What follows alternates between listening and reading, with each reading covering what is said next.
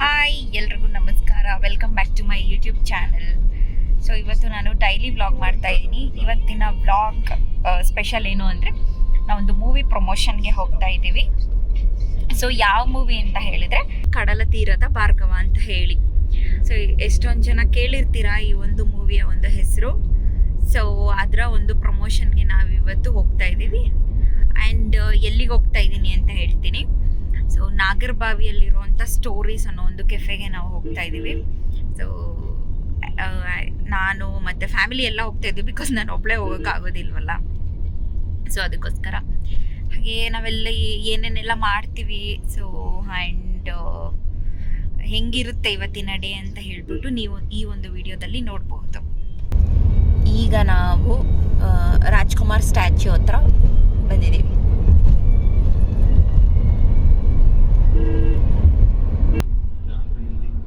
So Rajkumar ಸ್ಮಾರಕ ಹೋಯ್ತು.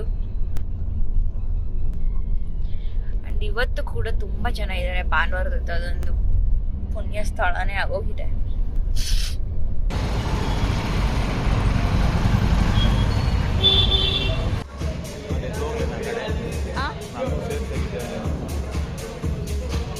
So ಈಗ ನಾವು ಸ್ಟೋರೀಸಲ್ಲಿದ್ದೀವಿ, ನೀವು ನೋಡ್ತಾ ಇದ್ದೀರಾ ಅಲ್ವಾ.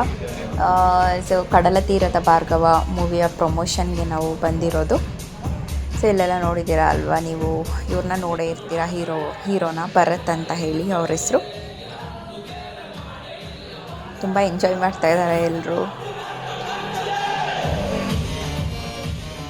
ಸೊ ನೀವು ಅಲ್ಲೆಲ್ಲ ನೋಡ್ತಾ ಇದ್ದೀರಲ್ವ, ಅವರೆಲ್ಲ ಟ್ರೋಲ್ ಪೇಜ್ ಅಡ್ಮಿನ್ಸು. ಎಲ್ಲ ಟ್ರೋಲ್ ಪೇಜ್ ಅಡ್ಮಿನ್ಸ್ನ ಮತ್ತು ಯೂಟ್ಯೂಬರ್ಸ್ನ ಕರೆಸಿದ್ರು ಮೂವಿ ಪ್ರಮೋಷನ್ಗೋಸ್ಕರ. ನಾವೆಲ್ಲರೂ ತುಂಬ ಖುಷಿಪಟ್ವಿ. ತುಂಬ ಚೆನ್ನಾಗಿತ್ತು ಡೇ. ನಾವು ಫ್ಯಾಮ್ಲಿ ಬಂದಿದ್ವಿ, ಮಿಕ್ಕಿರೋರೆಲ್ಲ ಅವ್ರ ಫ್ರೆಂಡ್ಸು ಮತ್ತು ಹೀಗೆ ಬಂದಿದ್ದರು.